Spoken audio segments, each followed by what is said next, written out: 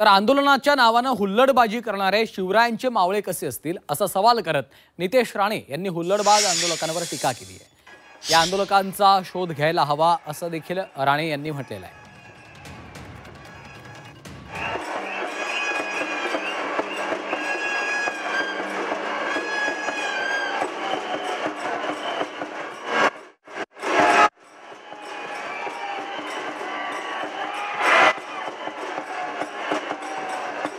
अगर छत्रपती शिवरायांच्या नावाने आपण स्वतःची ओळख सांगतो, स्वतःला मावळे समजतो, गळ्यात अगर आपल्या भगवा घातला असेल तर कुठल्याच माता भगिनींकडे आपण वाकड्या नजरेने बघूच शकत नाही।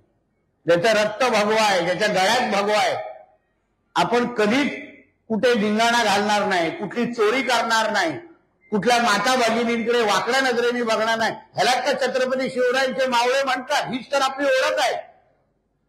आणि म्हणून जे कोण करणारे आहेत ते नेमकं कोण आहेत हे कुठे ना कुठे तरी शोध घेतला पाहिजे।